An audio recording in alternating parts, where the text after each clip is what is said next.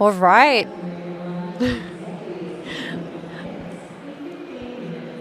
All all right, so welcome everyone. The session that we're in today is building advanced workflows with AWS Step Functions, and this is a level 400 session. And today you'll be learning more about architectural best practices and repeatable patterns for building advanced workflows.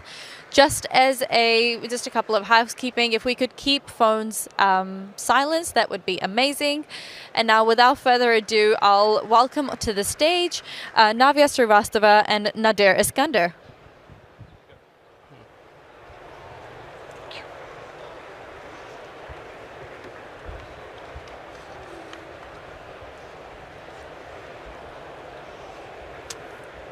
Hi, everyone.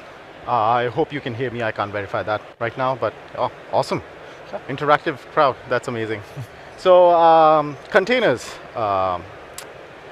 Kubernetes, Gen AI services, Lambda functions.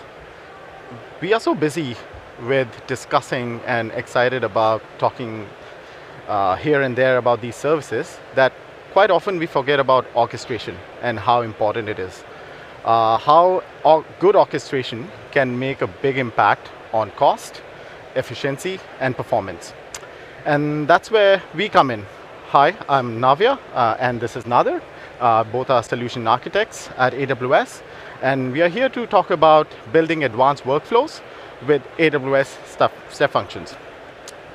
How many of you, if I can ask, have previously used Step Functions? Oh, that's a good number. And how many of you have actually used any kind of serverless tools or services like Lambda functions and so on? Amazing. This is a good crowd. So we'll talk about the agenda first.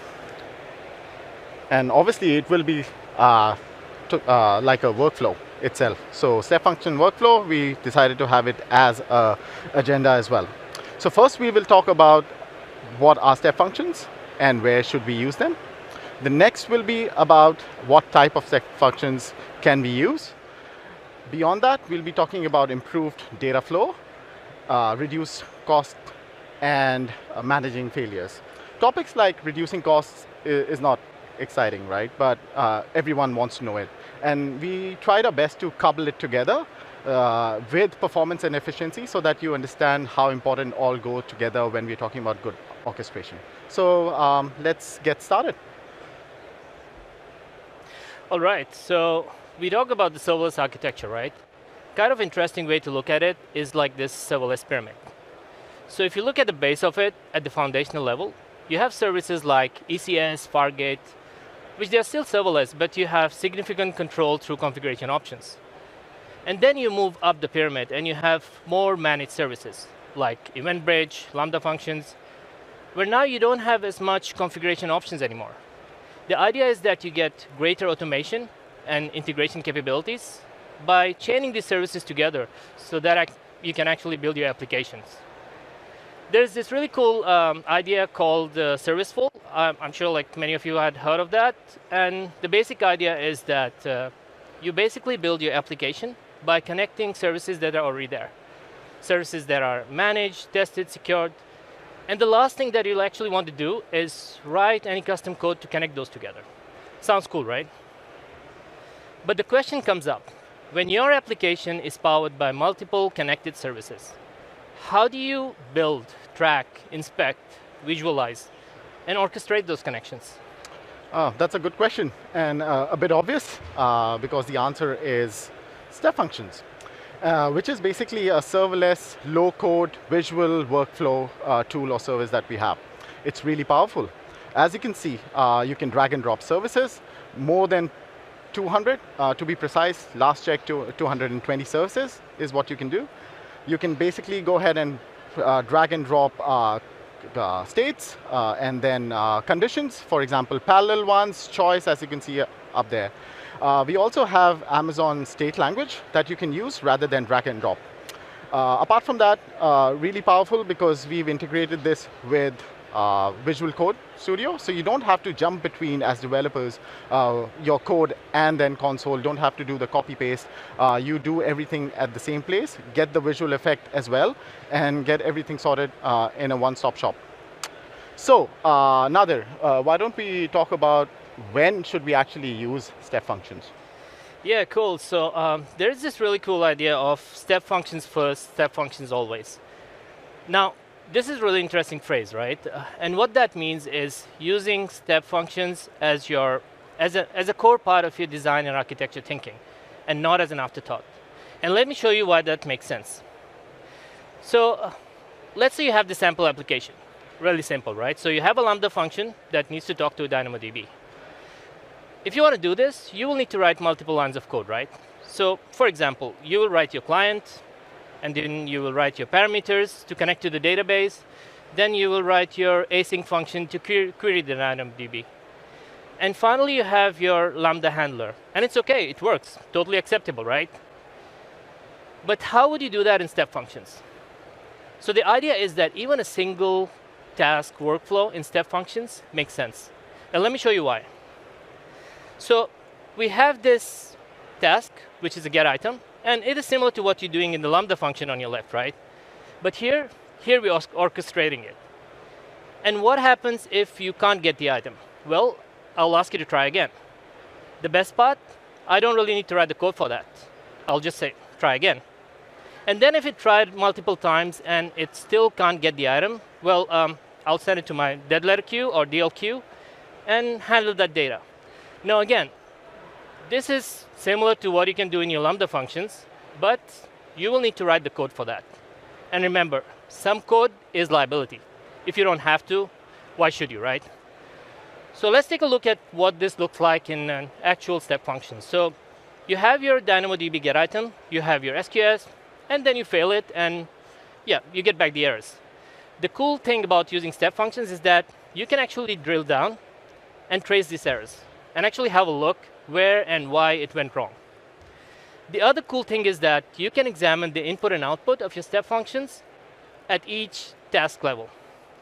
So there you go. You have your error handling built in. You have your input and output there, like all right out of the box. So Navya, what are some real-world scenarios we can build with this? Oh yeah, another amazing question.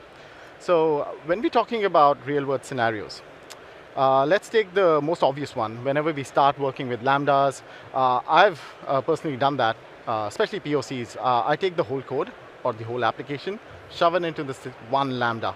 And that's why we call it Lambda Lith. What happens is we are assigning it the same permissions, same configurations, performance, space, and so on, which means a single point of failure. Not ideal at all. And then don't get me started when someone new joins the team and tries to understand it. That's a big pain point. So what do? A smart thing to do would be basically go ahead and create micro lambdas, microservices. And over here, very basic stuff. We see we have create, update, delete, and each of it will basically have a Lambda function assigned to it. Nothing wrong about that, and all of us do that or implement that a lot of times. But what if there's a more seamless way with less effort and no duplicated code out there? And that's why I present to you REST as workflow. If you notice, you will not see any Lambda function over here. And don't be scared. It's completely fine. Step functions will be able to handle that by itself. As you can see, you can clearly integrate it with the API gateway. Going ahead, step functions will decide or get the information from the API gateway if it's a get, patch, put, and so on, and do the updates on the DynamoDB. Really easy, really straightforward, very powerful. Another use case or real-world scenario is something from our side, AWS. I'm not sure if you've ever used serverless espresso carts, but it's basically an application that was built completely serverless, which lets you order coffee and then you just receive it in the cart. When we started, this is how we started. Very Lambda intensive. We are using one Lambda for canceling, one Lambda for completing the order, making and creating the order. Works completely fine, but really tightly coupled. Another thing you will notice is that each Lambda function is not actually doing any business logic. It's rather doing routing. And one of our directors of Lambda actually mentioned that you should not use Lambdas for transferring data. You should actually use it to transform data. So we thought it needs a bit more orchestration, and this is how the version 2 looks like now. A single workflow, as you can see, marked by the pink highlights. And if you notice, we just use one Lambda function now, and everything is covered through it. You will be able to find this architecture online as well, publicly available. So go ahead and dive deep into that as well.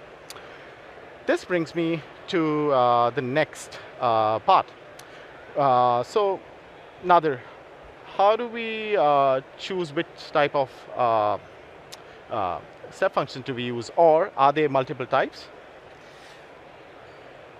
Right, so we had a look at how step functions can help automate our workflows. Now, it's also important that we know which workflow to use for our step functions. So there are basically two types of workflows. There is the standard and there's the express. Now, looking at these, they're a little different. So standard came in first, express came in later. Standard has long-lasting wait time. So you can actually have a standard workflow, standard invocation running up to a year. So if you're doing something like manual inputs, things like that, standard is the way to go. Standard, these are asynchronous, and they promise exactly once execution. Now what that means is that there is no duplicate invocations for parallel workloads with the same payloads. Whereas with Express, they are designed for high throughput. They have a slightly different billing models, and they're super fast. So with Express, you have an at least once guarantee. So now you can see there's a little bit of difference between exactly once and at least once, right? So with at least once, what we mean is that you can have duplicates for multiple requests per second. With Express, you can run it both synchronously and asynchronously. They're designed for short durations, up to 5 minutes, and they run in memory, which is a really interesting thing because there is no cold start with these, and they're super fast. Now, let's look at comparing these a little more with a real life example. So we have built this e-commerce workflow to approve an order. And what we're going to do is run this 1,000 times as a standard and 1,000 times as an express, basically to compare those and compare the cost between those. And we've also set up a CloudWatch dashboard to see the metrics and see how that all works. So yeah, cool. We're going to start with our approval flow. Is it approving? Wait, try again. And then next, we get a notification that the order is approved. You can actually proceed to your payment process. We wait for the payment process to actually finish. And then finally, we get a notification that payment is successful, and you can proceed with all the necessary updates and ship the package. Now, what does this look like running it 1,000 times in both standard and express? So as you can see, with standard, running 1,000 times, it costs us 42 cents. Whereas with express, it's just a penny. Well, there is a cost difference, but it might not look significant enough, right? So how about now, instead of 1,000, we try to run it 1,000,000 times each. Now that's a cost difference. So as you can see, with standard, to run 1,000,000, it's $42. And with express, it's just $12.77, which makes a big difference. Now, with that much of cost difference, Navya, why don't we just always use express then? Why should we always use express and not standard? Some obvious answers are there. If your workload is running for more than 5 minutes, then you'll have to go ahead and use standard workflows. If you want to use callbacks, that's when you have to use standard workflows, because Express won't give that to you. And if you want your workload or that workflow to be idempotent, that's when you'll go ahead and use standard workflow. But let's take a step further into this topic, right? Why do we have to choose? Why can't we use both? Combine them to get the best out of both of them. So here is a very easy pattern that we want to talk about. It's called the nester. This is where we are taking standard workflow as a parent workflow, and then finding various states and flows where we can convert them into express workflows and nest them into the parent workflow itself. So taking the real world example again, we have the top part of the workflow, which does a lot of polling to and fro into checking what's happening in the DynamoDB. And then we have this part. You will be able to notice 4 Lambda functions over here that are just updating data very quickly, would not need more than 5 minutes to do that.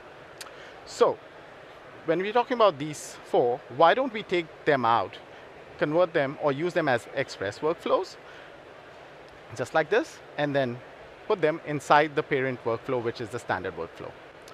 What happens because of this is that we go ahead and check the costs, because that's how we are coupling it.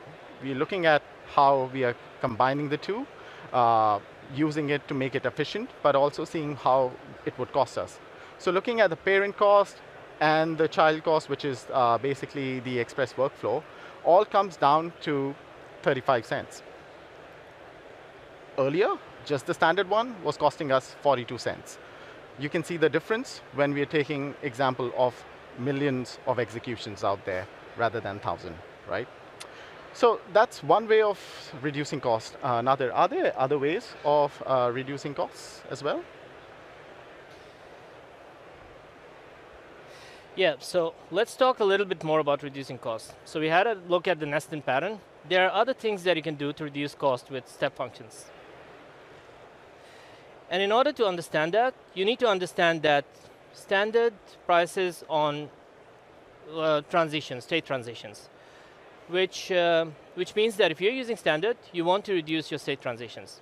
Whereas with Express, there are basically 2 things that you need to reduce. You need to watch the execution duration, and you need to watch the memory. So these are the 2 things that we will concentrate on as we discuss cost reduction. So let's take a look at this simple step function as we talk through the cost. So here we have the get item, and for this you will pay for the operations. You will pay for the DynamoDB read capacity units, and then you have a transition, and then you have a Lambda invocation. So for Lambda invocation, you will basically pay for the invocation outside of the free tier. And we're talking about 2 things here. We're talking about the execution duration and the memory configurations. And then you have another transition. And then you have the put item, which is as part of event bridge, it will affect the overall cost and usage. Now there are things in step functions directly available right now that you can use to reduce this cost.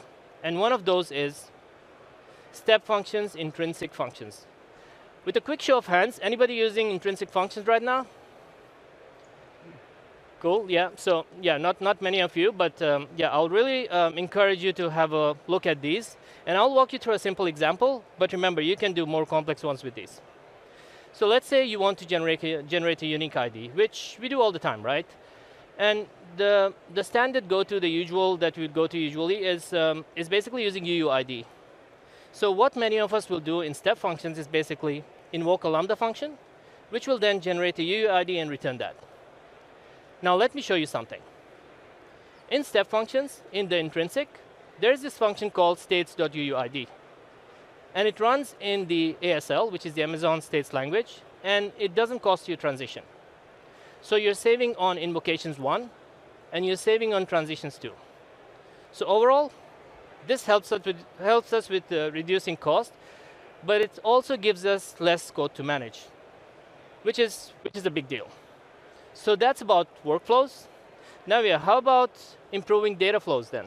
Oh yeah, it's a very short section, but a really exciting one. How do we improve data flow? The first thing that was released in reInvent last year is basically JSONata support. This is a big deal. Whoever was using step functions before, you know how tough it was with JSON path. So now we have JSONata, which is a very powerful query and expression language that will go ahead and help you with data flow in terms of transformation and setting values across the workflow itself as well. The second great thing was preserving data without a map state. And what we found was workflows basically do not have the functionality of using variables, but that's not the case.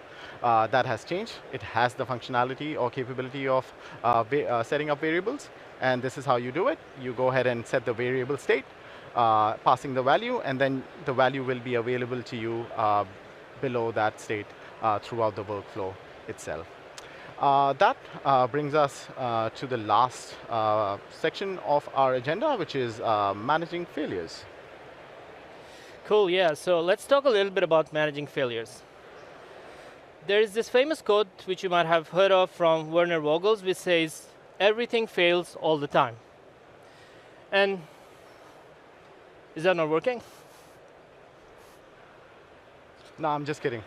Well, okay. Everything does fail all the time. Okay. So how do we handle these failures in step functions?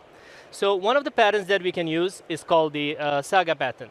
So what that means is that if you have multiple transactions that needs to happen, then you need to catch those in case anything goes wrong. Let's look at how that looks like in step functions. So in this scenario, I want to book a hotel. Let's say I book a hotel, I book a flight, I book a car, everything goes well, I'm all good. But what happens if I book a hotel and that fails?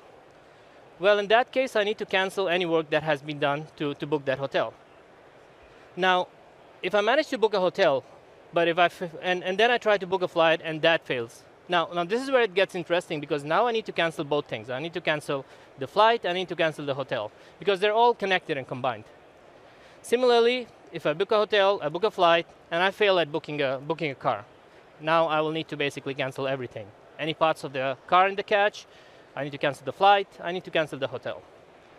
So this is the saga pattern, and there are similarly other patterns that I really encourage you to have a look at, and which are really handy in handling failures with step functions.